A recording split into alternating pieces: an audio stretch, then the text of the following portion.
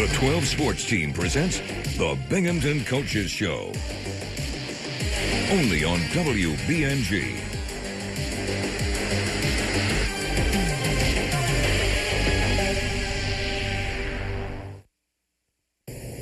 Good evening, and thank you for joining us this holiday season as 12 Sports welcomes you in once again to the Binghamton Bearcats Coaches Show. Over the next 30 minutes on this month's show, we're going to take a look back at the year that was, 2024, on the Binghamton campus. It was another record-breaking campaign for the Bearcats as the university captured its second straight America East Commissioner's Cup. We will relive the moments that got Bing to raise another banner in the Event Center rafters and hear from some of those that made it possible. We start the show tonight, though, with WBNG's one-on-one exclusive conversation with the Bearcats Director of Athletics, Eugene Marshall. A.D. Marshall joins us to give a first-hand perspective of what it took in 2024 to continue building the Bearcat culture and what it will take in 2025 to take it to the next step for Binghamton. A.D. Marshall, thank you so very much for joining us once again. We appreciate it. We started the show here a couple of months ago, sitting right in these same seats. And I know it's not the end of your year as you guys get ready for spring when we come back from break, but it's the end of our year here in the Southern Tier and at WBNG. And as we wrap up the year, we wanted to look back at the year that was for the Bearcats. So, we'll start real simple. 2024, how is that going to be a year that you remember? Well, I think it's a year that really the Bearcats shows sustained excellence, which is something that we've kind of fluctuated. We've had good years in different sports, then we've had some challenging years. But this year, across the board, we went back-to-back winning the Commissioner's Cup, having 7 teams win conference championships, whether regular season or conference championship tournaments. So, it just shows that we had sustained athletic excellence. We always have academic excellence. 61 student athletes, 4.0 GPA. You have almost 30% of your student athletes with 3.5 or better. Then you have 50% 3.3 or better. And it goes from there. So, we've done 2,300 hours of community service. So we're a triple threat: academic success, athletic success, and community outreach. These young men and women and our coaches have done a phenomenal job of touching everybody in the Southern Tier, as well as taking care of the business at hand.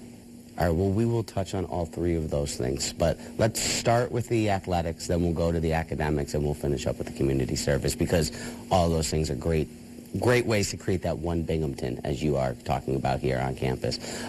Athletically, you mentioned the second back-to-back Commissioner's Cup, the sustained excellence, that culture that you're building, as they call the Marshall Way. How do you build that and continue that into 2025? Well, I think we challenge the coaches, we challenge the student athletes to continue to do this, because it's easy to get there. It's hard to stay there. And they're realizing that. People are really coming at us to beat us. They want to knock us off the top. And they're trying. And I think our young men and women understand that now, and they want to hold their ground, which I think is extremely important as we continue to do this. If you look at our fall results, where cross country, men and women, 3rd place, right there. Men's and women's soccer in the semifinals. Volleyball lost in semifinals. So we're second overall in the Cup in September, in the September to December time frame. And that's where we were the last 2 years. So we're right in a good spot, which means we were able to hold serve, which means we were able to continue to, be the leaders that we want to be. I know you mentioned volleyball finishing in the semis. They did go ahead and capture the regular season crown as well, so that's a big help for this year's standings. We just talk about the academic side. All of the GPAs over 3.5, the numerous amounts of people that attend the academic breakfasts, both in the fall and the spring. As the public Ivy, how do you guys have your athletes balance that workload of being a student athlete? Well, Dave Egan and his staff do a great job of understanding what our student athletes do academically, athletically, and even socially, so that they set up the times for them to get to studying in. And the young men and women do it. Also, it's a shout out to our faculty who understand that our student athletes are not the usual student athlete. There are times they're going to miss classes for games, that they're coming back from Vermont, Maine, and New Hampshire at 7 in the morning and have to go to sleep, but they get the work done. And so our faculty are very understanding and compassionate. They're not giving them anything, but they understand that they may say, okay, you can get your assignment in when you return. So those are the things that develop just one Binghamton, that develop a championship culture. All right, well, you just said it, one Binghamton, the community service aspect of it. Why is it so important to get your athletes out and about in the greater Southern Tier area? We're one of the largest economic drivers in the Southern Tier. We're also young men and women, young boys and girls. These young men and women that are with us can really inspire them to want to go to college. Yes, we'd love them to come to Binghamton, but more importantly, they're going to go somewhere, and they're going to be somebody because they want to be like our student athletes. And so our student athletes go out and spend time with the boys and girls in this community. We also have games that we bring them in because we want to make sure that they have a positive role model. There's a lot of things that go on in society that don't really help our young people. We want to be the change agent that can help them. All right, you talk about positive role models. Well, there was certainly one from the Binghamton campus that stole the summer and headed to the Paris Olympics. What does it mean for this community, for this campus, to have Emily Mackay represent not just the Southern Tier, not just Binghamton, but her country in Paris this year? I think it's super. I think it's huge. But more importantly, it's for her. She put in a lot of work. Running is a lonely challenge. You spend a lot of time training by yourself. You spend a lot of time by yourself. There's a lot of sacrifices you have to have. So for her to have that success is a credit to her. Yes, as a former student athlete here, as a Binghamton alum, we are proud. And as a member of the Southern Tier, we are proud. But I think more importantly, I'm happy for her. And I think the future's bright. And I do think that 2028, she will be in that Olympic game, and she will do even better than she did this time. You mentioned being proud of her. I know there's another team here on campus that you were very proud of back in March as the women's lacrosse team went to the NCAAs for the first time ever. Building that program, what does that mean for the future? That means that anything's possible. They struggled for a number of years. You know, it's hard to start programs, but this institution had faith in our coach and the young women on that team, and they eventually got better, and the recruiting got better, and the talent got better, the scheduling got better, and they were able to compete. They were able to overcome Albany. Last year, in 2023, when they lost this in an overtime one-goal game, we knew we were going to be back in that game, and we were going to win it this time. And those young ladies spent that whole year preparing, and that moment came, and they won. And so it's a true testament to the coaching staff and those young ladies who persevered. And their best player was out, and they still won. So I'm proud of them. I'm proud of the fact that they went to the NCAAs for the first time in school history, and they really acquitted themselves well against Yale. Well, I know that you also want to keep this here for a while. So just before we get out of here, one last question here for you. What does Binghamton need to do this year to three-peat as Commissioner's Cup champions? We need to have more success in our winter sports and some additional support in our spring sports. So we need to have it all hands on deck, and we need to get after it. I do want to three-peat because President Stenger, this is his last year with us. He has been the MVP of this division. He has helped in many ways, but more importantly, he's present. The student athletes see him. The coaches see him. He's always got a good word for the coaches and the student athletes. That goes a long way when you have a tough game and your president either gives you a call, gives you a text, or he gives you a pat on the back. He's going to be missed, and I think that the student athletes are going to try to win one for him. And I think it's well-deserved, and that's a great motivational tool. Well, we appreciate you giving us some time. And as you say, all hands on deck, that means that you guys have to come on out to the event center, whether it be in the winter for men's and women's basketball or come this spring for baseball and softball as well. A.D. Marshall, I appreciate you joining us. Happy holidays. You as well. I appreciate you all joining us. And don't go anywhere because the Bearcats Coaches Show continues right after this break.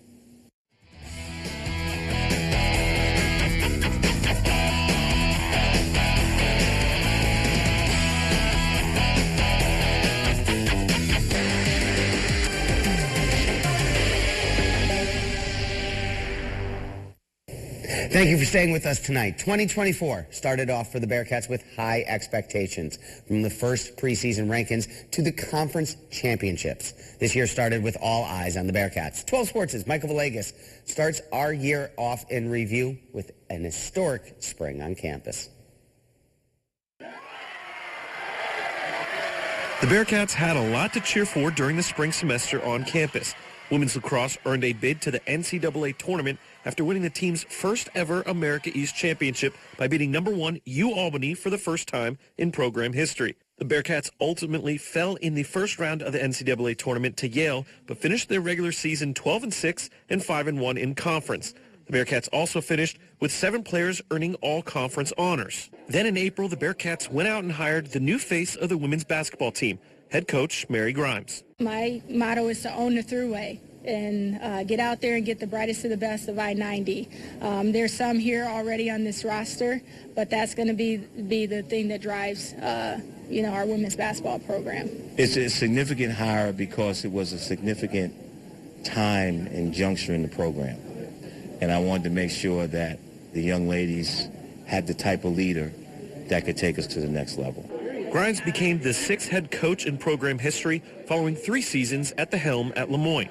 In softball, the Bearcats finished their season 33-18 and 14-6 in conference, making them the America East co-regular season champions. I think the one thing that sets apart this group from a lot of the teams we've had in the past is, we have a really great group of veteran leaders who have been through a lot during their time here at Binghamton, and then a group of newcomers that have really come in their first year and made an impact right away. The Bearcats would end up beating Maine in the America East tournament, but would end up losing in the quarterfinal round. Staying on the diamond with the Bearcats baseball team, after being ranked number 1 in the America East preseason poll, the Bearcats were hampered with injuries throughout the season, which led them to a 21-29 record. One of the highlights was the play of star infielder Nick Roselli, who was drafted in the 11th round of the MLB draft by the New York Mets. The Bearcats ultimately had an exciting spring semester before rolling into a big summer. Coming up next on the Bearcats Coaches Show, we head to the Paris Games with a Binghamton alum who took the Southern Tier by storm over the summer. Our conversations with the coaches continue after the break.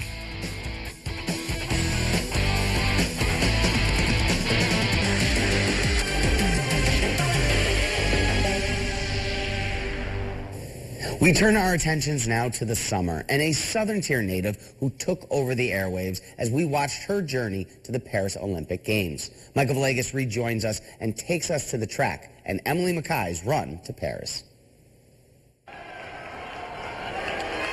Over the summer, the entire Southern Tier was captivated by Union Endicott and Bearcat alum Emily Mackay and following her journey all the way to the Paris Olympics. To be able to realize this dream and to become an Olympian and represent my hometown at the Olympics, it just means so much to me. And they say it takes a village, which is the most cliche saying ever, but it really is so true.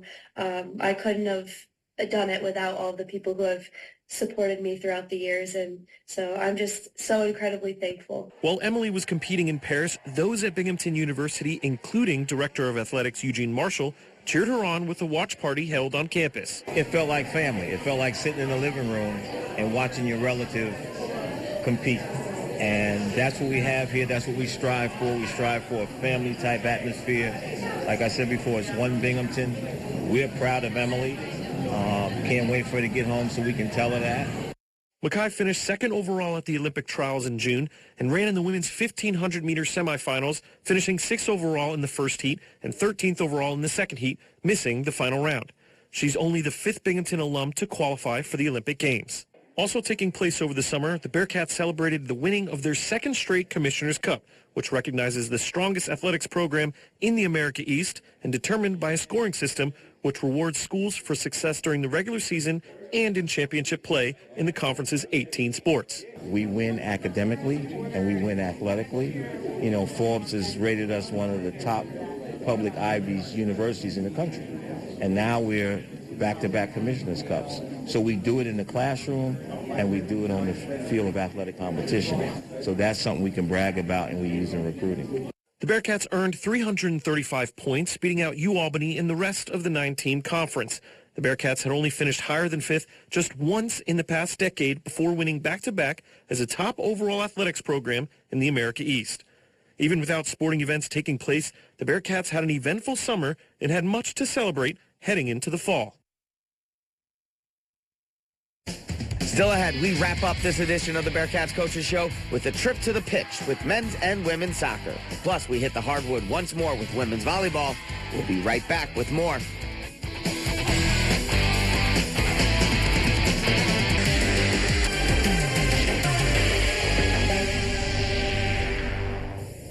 We finish our look back at the Bearcats this evening with the fall semester in the Southern Tier. A freshman puts her best foot forward and makes a great first impression, while a Bearcat legend wraps up her career, leaving a lasting impression in Binghamton.